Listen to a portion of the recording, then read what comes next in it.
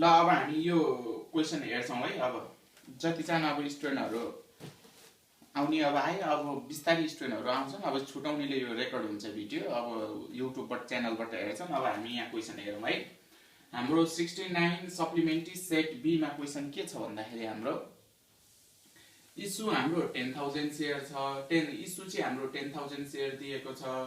अनि @10 इच भनेको छ यहाँ नि 10 इच इस्यु गरेको 10,000 शेयर @10 इच भनेको छ। एप्लिकेसन रिसिभ 20,000 शेयर छ। अनि अन एप्लिकेसन को रेट ₹3 छ। अन अलटमेन्ट को रेट ₹4 छ। On first and final call भनेर ₹3 छ। हाम्रो चाहिँ 10 एउटा शेयर को रेट 10 छ। पारमा इस्यु गरेको छ। प्रिमियम र डिस्काउन्ट केही पनि छैन।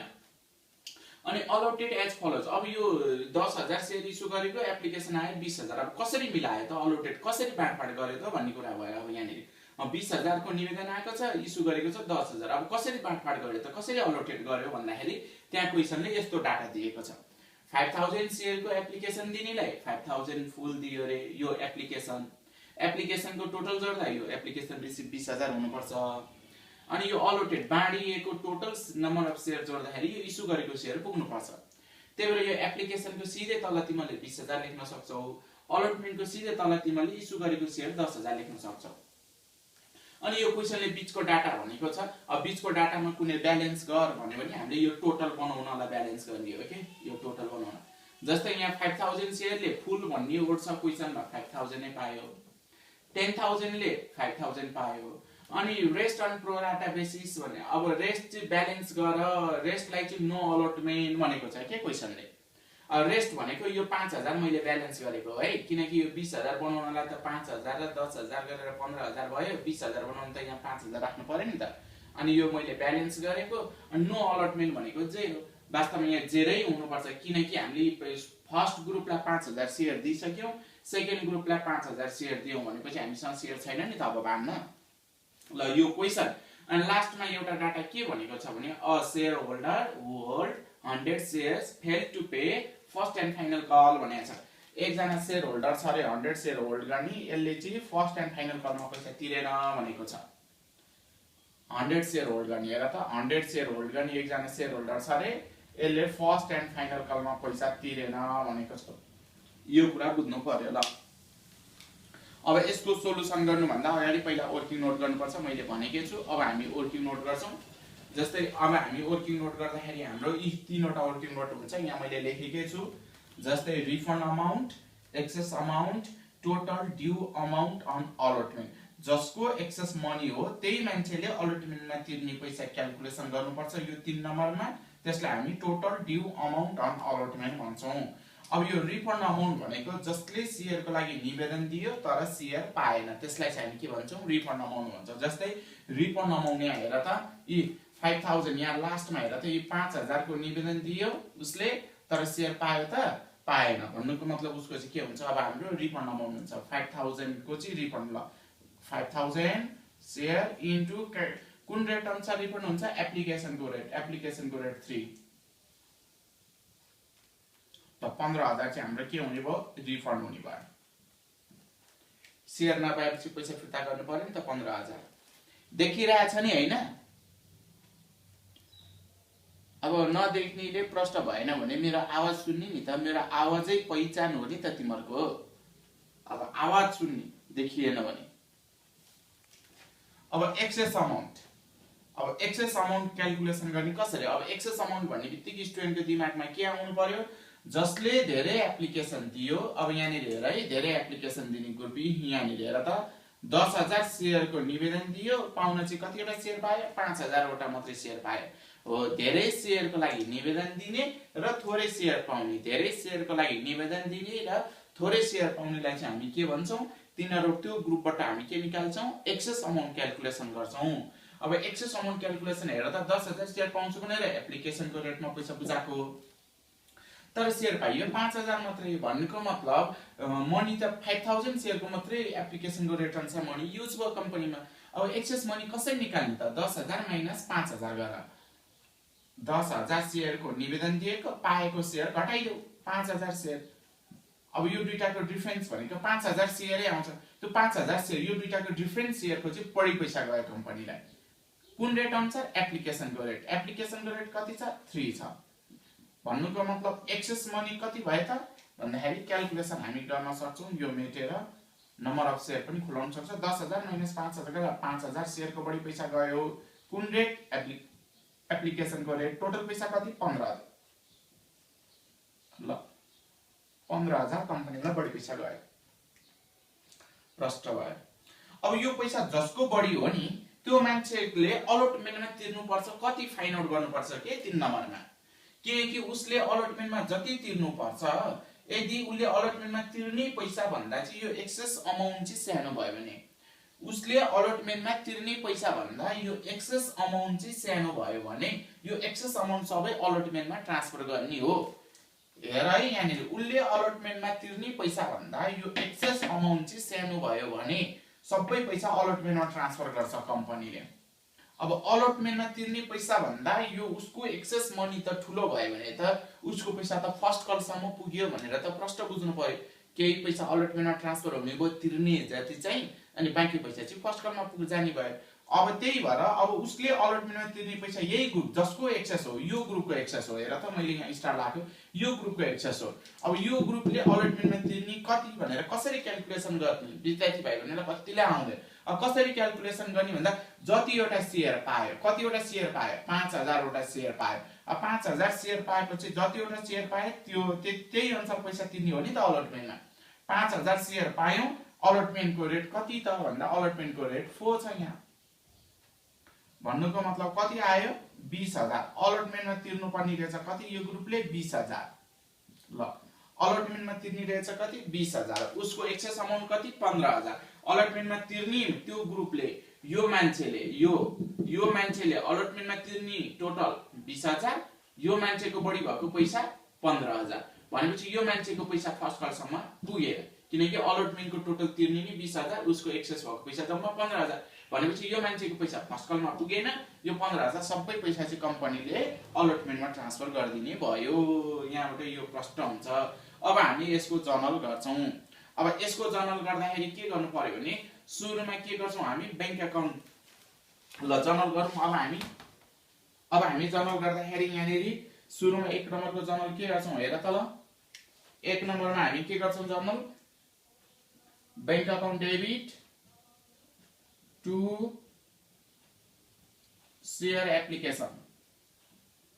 Bank account debit to share application गर्छौं हामी। अब bank account debit to share application, application receive 20000 20000 share अनुसार पैसा राख्छौं। 20000 वटा शेयर। एप्लिकेसनको रेट भनेको हाम्रो 3 छ। एप्लिकेसनको रेट 3 भनेपछि यहाँ टोटल कति भयो? 60000 भयो। एप्लिकेसन पनि कति भयो? 60000 भयो। ल being share application money received narration लेख्नु आफै। हामीले कतिवटा क्वेशन गरिसक्यौं, नाइरेसन त आइहाल्छ। अब सेकेन्डमा एप्लिकेसनको मनी क्यापिटलमा ट्रान्सफर गर्ने। जर्नल के हो? Share application account debit, share application account debit to share capital account. Reject गरेको पैसालाई के भनेर राख्ने? To bank account. शेयरै नदिएको मान्छेको पैसा फिर्ता गर्नुपर्छ नि, टु बैंक अकाउन्ट भनेर लेख्नु पर्यो। अनि जसको पैसा बढी भयो त्यो चाहिँ कहाँ पुग्ने भयो? अलटमेन्टसम्म पुग्ने। Share अलटमेन्ट account. ल अब पैसा कसरी राख्ने? हेर पैसा राख्न। अब यो शेयर एप्लिकेसन भनेको यही माथिको पैसा 60000 आउँछ। शेयर क्यापिटलमा कसरी पैसा राख्ने? इस्यु गरेको शेयर अनुसार। इस्यु गरेको शेयर भनेको क्वेशनमा 10000 वटा शेयर छ इस्यु गरेको। 10000 वटा शेयर 10000 वटा शेयर इन्टु एप्लिकेसनको रेट 3। कम्पनीको पैसा भनेको 30000 मात्रै हो। अनि यो बैंक अकाउन्ट भनेको working note number 1। Working note number 1 मा कति पैसा रिफन्ड गर्नु परेछ? 15000। यो 15000 लाई हामी टु बैंक फिर्ता गर्नु पर्यो पब्लिकको। शेयरै नदिएपछि फिर्ता गर्नु परेन। अनि यो बढी भएको पैसा 15000 कहाँ? अलटमेन्टमा ट्रान्सफर गरे। यो working note number 2। Working note number 2 सबै क्वेशनमा यस्तै हो। 15000 ल डेबिट र क्रेडिट जोड बराबर भयो 30,000 15,000 15,000 60,000 क्रेडिटमा 60,000 डेबिटमा। ल सक्यो। Being share application money transfer to share capital लेख नाइरेसन। अझ क्लियर लेख्ने हो भने sum of money rejected and sum of money transfer to share allotment यसरी पनि लेख्न सकिन्छ है। ल अब हामीले के गर्नु पर्यो भने अलटमेन्टको जर्नल गरौँ। अब अलटमेन्टको जहाँको पैसा माग्ने हो त्यसलाई के गर्ने हो डेबिट गर्ने हो। Share अलटमेन्ट account debit, share अलटमेन्ट account debit, premium र डिस्काउन्ट केही पनि छैन टु शेयर क्यापिटल अकाउन्ट। ल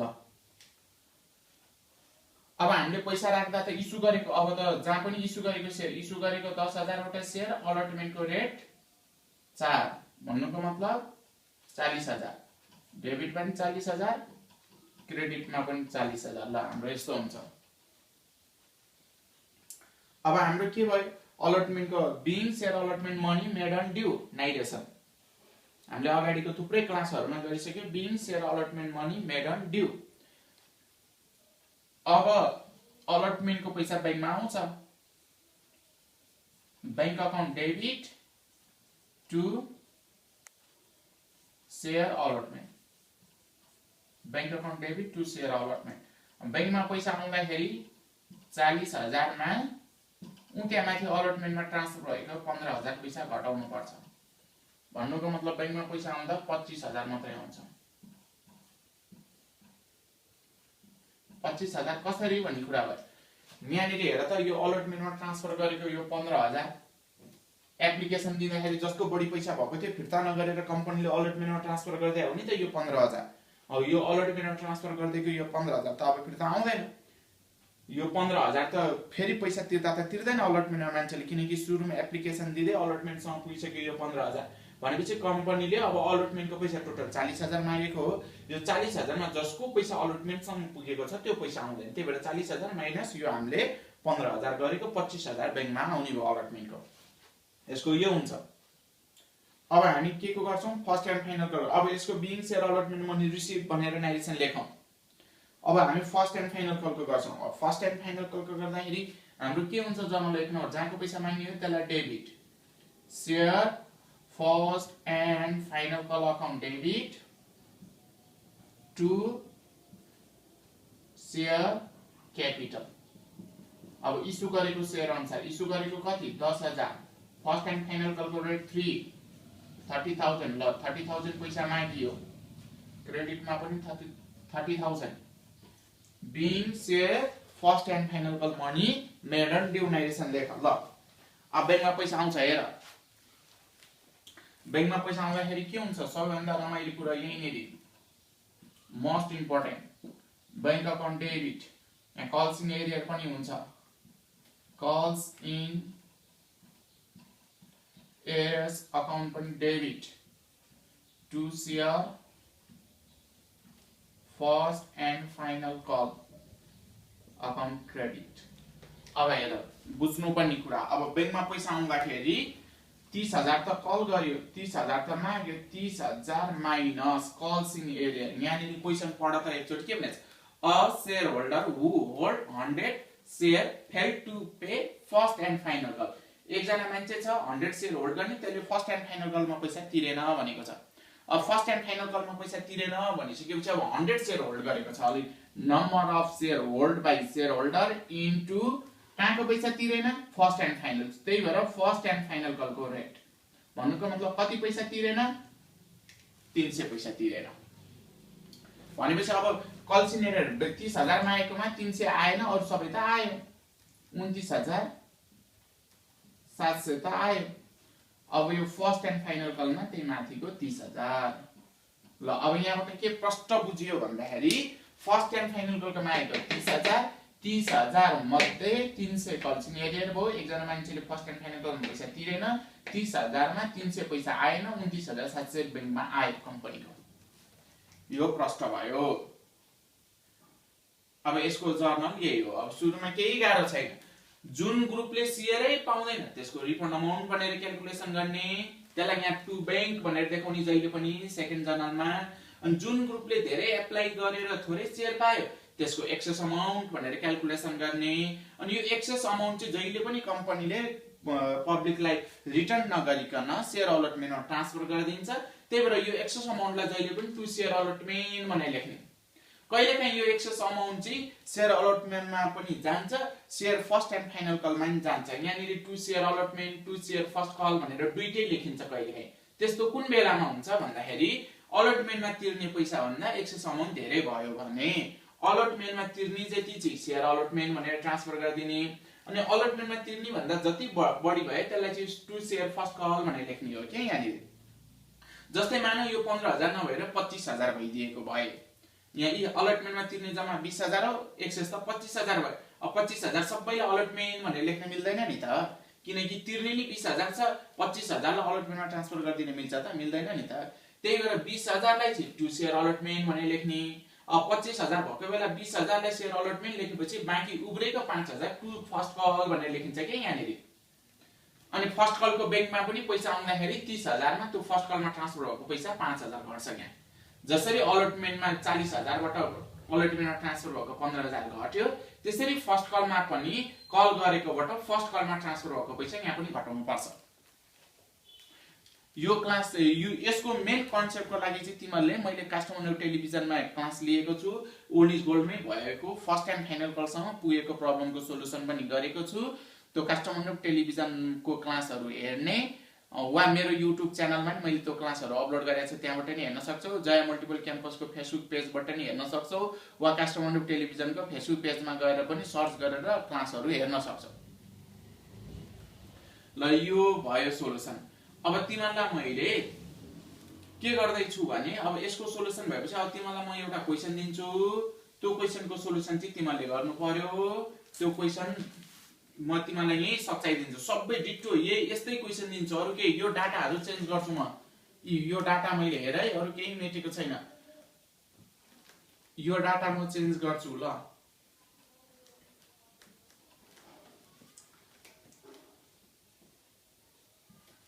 यो डाटा चेन्ज गरी अब यो तिम्रो आफैले क्याल्कुलेसन गर्नु पर्यो। Total due amount, excess amount, यो तिम्रो आफैले क्याल्कुलेसन गर्नु पर्यो। अनि मैले त्यसपछि यो डाटाहरू मात्रै चेन्ज गरी रेटहरू एप्लिकेसनको एप्लिकेसन रिसिभ, ल यो डाटा मात्रै चेन्ज गरी। ल म तिमीलाई एउटा क्वेशन दिन्छु, जस्तै क्वेशन कति सालको दिन, तिमीले ओल्ड इज गोल्ड छ भने त्यहाँबाट नि हेर्न सक्छौ है। तिमीहरुसँग क्वेशन बैंक छ भने मैले कति सालको क्वेशन तिमीलाई गर्न दिएँ भने अहिले 71 सप्लिमेन्ट्री। ल 2071 सप्लिमेन्ट्री बोर्ड एक्जाममा सोधेको क्वेशन। इस्यु गरेको नम्बर अफ शेयर 10,000, यहाँ 100 इच भयो, अघिको 10 थियो। एप्लिकेसन रिसिभ 16,000, एप्लिकेसन को रेट 30, अलटमेन्ट को rate 40, first and final call को रेट 30। ल अब यहाँनिर चाहिँ कसरी बाँड्ने भन्ने कुरा भयो। के भनेको छ भने क्वेशनले no allotment was made for 1000 share, 1000 share apply गर्नेलाई चाहिँ नो अलटमेन्ट, नो अलटमेन्ट भनेको 0। यो साइटको टोटल एप्लिकेसन रिसिभ 16,000 हुनुपर्छ। यो साइटको टोटल बाँड्ने नम्बर अफ शेयर 10,000, 10,000 वटा शेयर बाँड्न सक्छौं।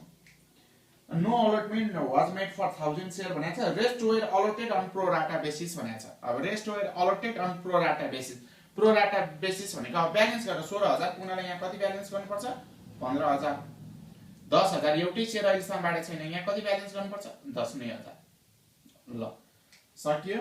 अनि कल्सिन एडेनमा के भनेको छ, a shareholder who hold 1000 share, यहाँ पनि मिल्यो 1000 शेयरै होल्ड गर्नेले, 100 शेयरै होल्ड गर्नेले। एउटा शेयर होल्डर छ 100 शेयर होल्ड गरेछ, उले फेल टु पे भयो। ल अघिको र यो ठ्याक्कै मिल्यो। तिमीले के क्याल्कुलेसन गर्नु पर्यो। ल अब सोलुसन मैले भनिरहेको छु, यसको सोलुसन गर्ने है। जस्तै अब यी शेयर हेर त, यसले शेयरै पाएन, रिफन्ड अमाउन्ट क्याल्कुलेसन गरे एप्लिकेसनको रेटमा 15,000 को निवेदन दिएको 10,000 शेयर मात्रै पायो भन्नुको मतलब यसको एक्सेस अमाउन्ट क्याल्कुलेसन गर। अनि यही एक्सेस अमाउन्ट जसको एक्सेस अमाउन्ट हो त्यसले अलटमेन्टमा तिर्ने पैसा निकाल। यो भन्दा यो सानो नै हुन्छ, यो सबै अलटमेन्टमा ट्रान्सफर हुन्छ। जर्नल सबै यही हुन्छ, अमाउन्ट मात्रै चेन्ज हुन्छ। यो अहिले मैले जुन जर्नल गरे केही फरक छैन, अमाउन्ट मात्रै चेन्ज हुन्छ, जर्नल सबै यही हुन्छ। ल यो कुरा बुझ्नु पर्यो। ल अब कसैलाई कहीँ कन्फ्युज छ भने अब तिमीहरूले मलाई के गर्न सक्छौ, सोध्न सक्छौ। हजुर त्यो टोटल ड्यू अमाउन्ट छ नि त्यसमा 5000 इन्टु चाहिँ गर्ने कि 10000? जतिवटा शेयर पाए त्यही अनुसार 5000 वटा शेयर पाएको छ 10,000 वटा शेयर पाएको छ 10,000 इन्टु अलटमेन्टको रेट गर्नु पर्यो। जतिवटा शेयर पाए त्यो अनुसार गर्ने हो नि त।